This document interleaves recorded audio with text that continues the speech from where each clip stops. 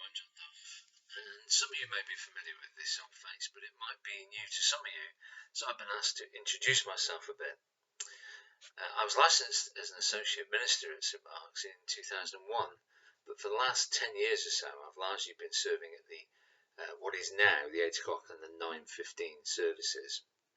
But there's another reason why you won't see me about much, and particularly during the week, because I've been what is known in Church of England speak as a minister in secular employment, meaning that the church doesn't pay me and I have a job from Monday to Friday, and in my case it was as a quality manager in some electronics companies in Shipley, West Yorkshire.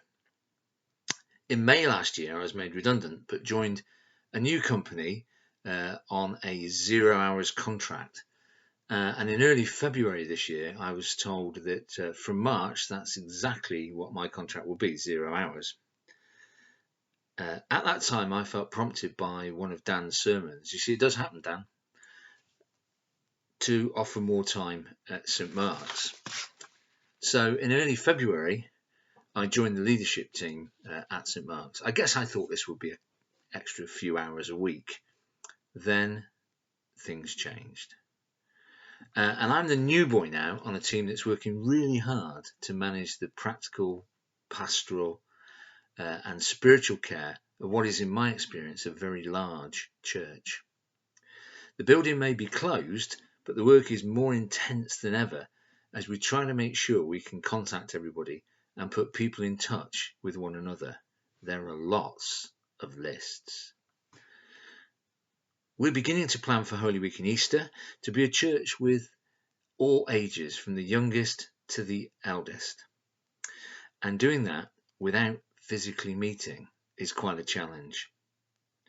They'll be embarrassed by me saying this, but in my 30 years in management and experience of teams, the team I'm working with now is one of the best that I've worked with. So I do commend the leadership team to your prayers. We're all affected differently by the current circumstances, and my wife Sue and I are particularly missing physical contact with our 4 grandchildren, who we would have seen at least once a week and often many more times. But we have had some help from a friend who's just joined me here.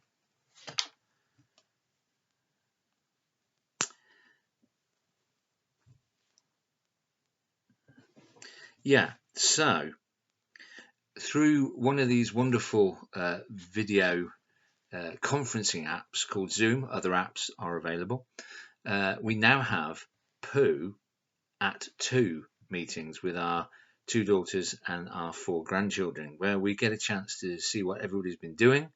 The grandchildren can talk to each other and we learn about Pooh's adventures. And it's going well, isn't it? He does get through a lot of honey. So there you are. That's my introduction. I want to end with a prayer of Saint Teresa of Avila, although I've probably pronounced that incorrectly. It's in medieval language, but the message couldn't be more contemporary. So let's pray.